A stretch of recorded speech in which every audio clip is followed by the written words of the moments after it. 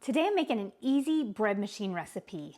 This is potato cheese bread and it is delicious. You have got to try this recipe.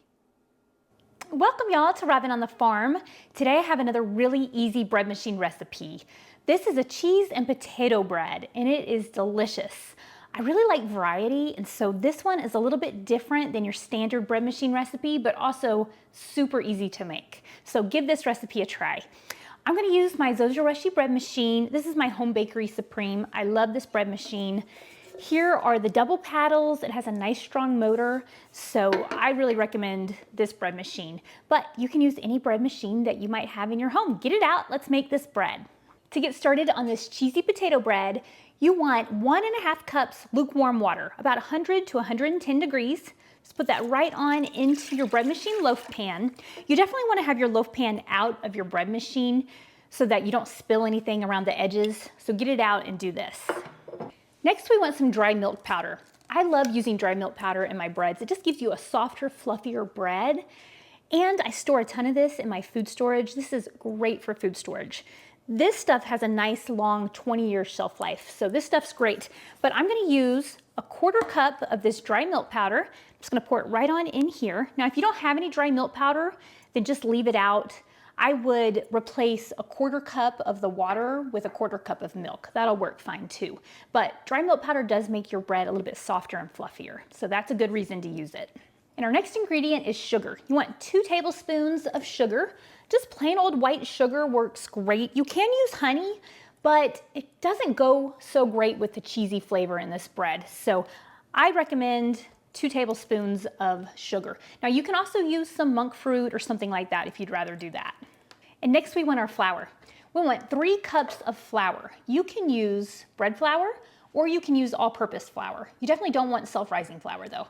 But I'm gonna put 3 cups of flour right into my bread pan. This is just all-purpose flour. I really prefer using bread flour, but I have a lot of all-purpose flour right now that I need to get through, so I'm using all-purpose flour and it's gonna work great. Next, we want some instant potatoes. So that's what makes this bread machine recipe so easy. Sometimes potato breads call for actual potatoes or mashed potatoes, but this one just calls for instant potatoes and it just makes it really easy and it does the same thing. So you want 1/3 cup of instant potatoes or instant potato flakes, same thing. Now I also store these in my food storage. So I buy these in bulk and then I put it into glass jars like this and I use my food saver and I seal them up and it works great that way. So if you buy things in bulk, you get a better deal. So that's one of the reasons why I do that. Now after our potato flakes, now we want some yeast. I normally use this active dry yeast. I just like active dry yeast. You can also use instant yeast, bread machine yeast, rapid rise. They're all about the same these days. So don't get too hung up on the kind of yeast you want to use. This one is great. I definitely recommend buying it in bulk like this. This is a 2-pound package. Way cheaper, better deal than buying it in the little jars or in the packets like so many people do. So I want 1.5 teaspoons of this active dry yeast. I'm just gonna throw it right on top of my potato flakes and my flour.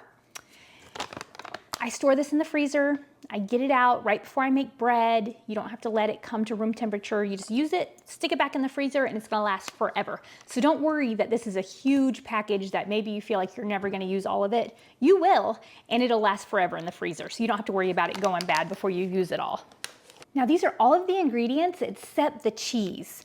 I'm gonna wait until the mix-in signal goes off for me to add the cheese. If you don't have a mix-in signal, like a beep that goes off, then you're gonna let your dough knead for about 10 to 15 minutes and then add the cheese. Now, normally you want to do that when you have mix-ins so that it gives time for your dough's gluten to develop. If you add mix-ins too early, a lot of times it'll cut those gluten strands and then your dough doesn't rise very high. But that isn't too much of a problem with cheese because it's so soft. But if you add the cheese too early, all of your cheese is just gonna get pulverized and you're not even gonna see the cheese. So it helps to add your cheese a little bit later. So I'm gonna go ahead and pop this in my bread machine. I'm gonna just choose a basic white cycle and let the bread machine do its thing. In just about 5 minutes, I'm gonna check on my ball of dough and make sure that it doesn't need more flour, doesn't need more water, and I'll show it to you then. Okay, I just chose a basic white cycle. It's gonna take a little bit more than 3 hours, and I'm gonna give this a few minutes, and then I'm gonna check on my ball of dough. It's been about 5 minutes, and I'm just checking on my ball of dough. It's looking really good. Now, I like to come in just a few minutes after it starts with a rubber spatula like this and get any flour that's stuck to the sides, but there isn't any today, so it's looking good.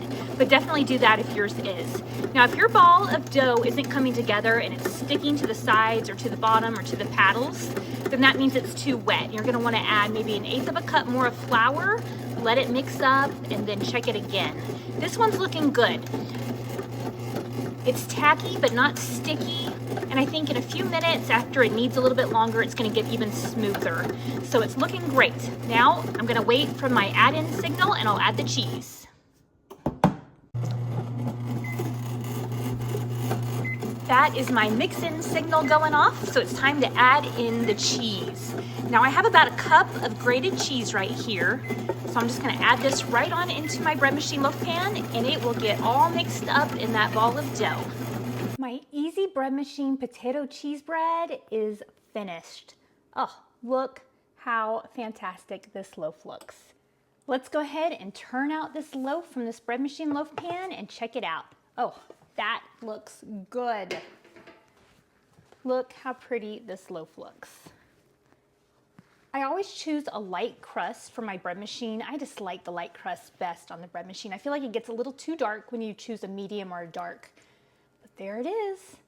It looks really good, and I wish y'all could smell it. It smells so good. It smells so cheesy and so yummy. Okay, so I just melted a little bit of butter in my little melting pot. So I'm gonna go ahead and brush a little bit of butter on top of this. That'll just give us the shine, the yummy butter taste, and give us a really nice soft crust.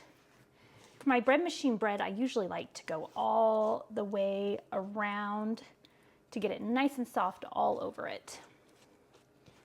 What a fun loaf of bread to make. It's just a little bit different, you know? It's a little bit different than your plain old white bread machine bread. Okay, to let this cool, I'm gonna just cover this up with a tea towel. Let it cool just for a little bit. I'm not gonna let it cool too long because I want to cut into this, check out the inside, and take a little bite. Our easy bread machine potato and cheese loaf has been cooling. It's still warm, but I am ready to cut into this and take a bite of this bread. It smells absolutely fantastic. All right, there it is. You can see the cheese in it. Ugh.